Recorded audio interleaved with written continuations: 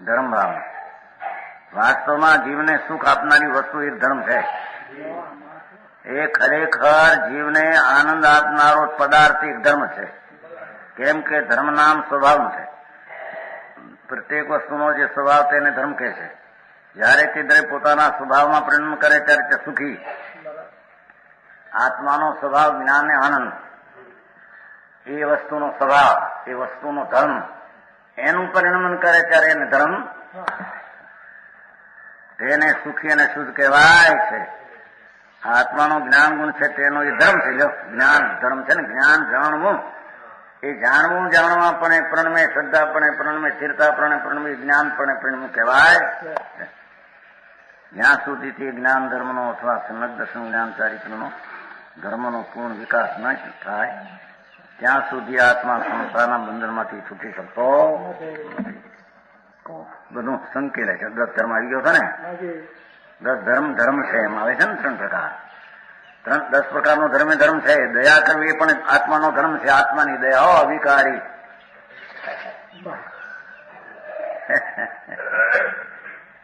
પરની દયામાં શું ભાવ છે? જો કે આ ધર્મ પ્રત્યેક સંસારે આત્મામાં બિરાજમાન છે, અંદરમાં બિરાજમાન છે. વસ્તુ સ્વભાવ કસાય કરુણા પણ આત્માનો સ્વભાવ બિરાજમાન છે. વિતરાગ સ્વભાવ પ્રગટ થશે પણ આત્મામાં બિરાજમાન છે. સમજાણું કાંઈ? હરિહંત પદ જે પ્રગટ છે એ હરિહંત પદ બિરાજમાન અંતરમાં છે.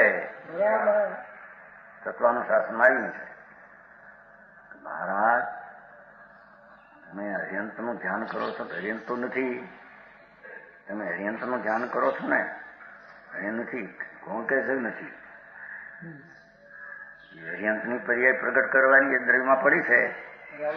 તે હરિયંતનું ધ્યાન કરનારો સાચા હરિયંતનું ધ્યાન કરે છે. સમજાણો? નિષ્ફળ હોય તો કે હરિયંતનું ધ્યાન કરવાથી શાંતિ આવી ક્યાંથી? ખોટા હરિયંત હોય તો. એ સાચો હરિયંત છે ભગવાન. સમજ નહીં? આત્મા હરિયંત છે એમ કે છે. પ્રશ્ન થયો કે તમે હરિયંતનું ધ્યાન કરો તો અહીં તો ખોટા હરિયંત ક્યાં છે અત્યારે? ખોટા ધ્યાન છે તો ખોટું ફાવે ને. હરિયંતની જે પર્યાય કેવો જ્ઞાન કેવું દર્શન છે, વિતરાગી પર્યાય બધી આત્મામાં બિરાજમાન છે. આત્મા હરિયંત થવાનો છે પર્યાય ક્યાંથી આવશે? અહીં વર્તમાનમાં છે અંદર. કે હરિયંતનું ધ્યાન કરે છે ને વાસ્તવિક શાંતિ મળે છે એમ કે છે.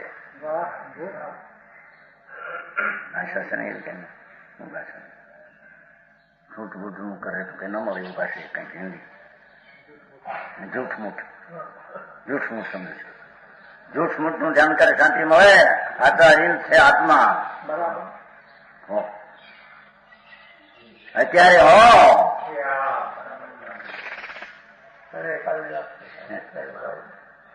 આત્મામાં હરિહંત પદ શક્તિ રૂપે, સત્વ રૂપે, ગુણ રૂપે ભાવ પણ પડ્યું છે. ભાવમય શક્તિ પડી હતી. એનું ધ્યાન કરતા, હરિહંતનું ધ્યાન કરતા આત્માનું ધ્યાન ને હરિહંતનું ધ્યાન, એનાથી એને સમ્યક દર્શન જ્ઞાન શાંતિની પ્રાપ્તિ થાય છે. જૂઠમૂઠ નથી કઈ એનું ફળ. હવે એનું હાથું છે. હાથા હરિયંત હોય તો હાથું ફળ આવે. સમજાણું કાંઈ? જો કે આ ધર્મ પ્રત્યેક સંસાર આત્મા બિરાજમાન છે તો 5 પદની પર્યાય આત્મામાં બિરાજમાન છે. વિતરાગ ધર્મ, સમાધિ ધર્મ, શાંતિ આદિ ધર્મ, અવિકારી દયાદિ ધર્મ, અવિકારી દયાદિ, એ બધો ભગવાન આત્મામાં બિરાજમાન છે. સમજાણું કાંઈ? તો પણ જ્યાં સુધી એનો આત્મામાં વિકાસ ન થાય ત્યાં સુધી આત્મા સંસારરૂપી જેલમાંથી છૂટી શકતો મોક્ષમાં. સંસારરૂપી જેલ એ દિવ્ય શક્તિમાન જેથી જંજીરેથી નીકળેલો. શ્રીમદે 16 વર્ષે કહ્યું એ દિવ્ય શક્તિમાન ભગવાન આ સંસારની જેલમાંથી નીકળે કઈ ઉપાય ભાઈ? જેમ છે રાગના તાળા માયા અંદર. જાણો અનાદિ અવતારમાં જાણો તારો સ્વભાવ ભગવાન જેમ અનાદિ એ વૈષ્ણવ છે એમ અનાદિનો તારામાં સ્વભાવ પણ શુદ્ધ પડેલો છે.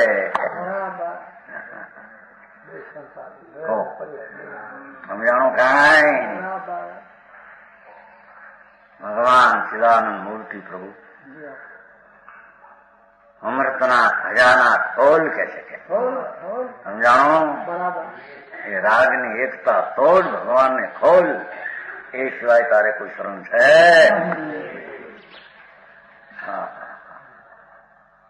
સમજાણવાના રૂપિયા આવી જાય, લાખ લાખ 50,000 પેદા જ્યાં દિવસની આપણને જ્યાં હું થઈ ગયો હેરાન છો, દુઃખી છો, હું જોયો તમે હું થયું ઓજા ચડ્યા જેલમાં જોયું. માટે આ પ્રમાણે વારંવાર ચિંતન કરતા રહેવું એને ધર્મ ધારણા કહે છે. આ રીતે 12 ભાવનાનું વર્ણન કર્યું. કેમ કે સંસારથી વૈરાગ ઉત્પન્ન કરવામાં એ પ્રધાન સહાયક છે.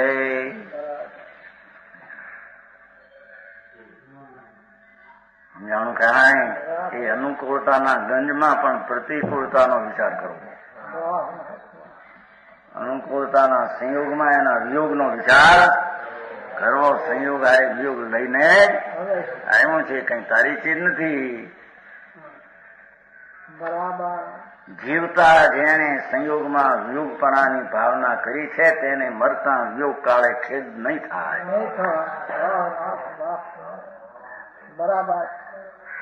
સમજાણું કાંઈ? જીવનની પળના સંયોગ ને વિયોગ બેને હારે ભાવ્યા છે. એને વિયોગ કાળે કઈ નવું છે નહીં. એવી એને વારંવાર ભાવના કરવી. એમ કે શું બધું હતું? 12 ભાવનાઓનું ચિંતન કરવાથી આ વૈરાગની પુષ્ટિ થાય છે. જો વૈરાગ એનું એ 12 ભાવના વારંવાર લાવવાથી સદૈવ વૈરાગની પુષ્ટિ થાય. માટે 12 ભાવના 12 સમજાણું કાંઈ?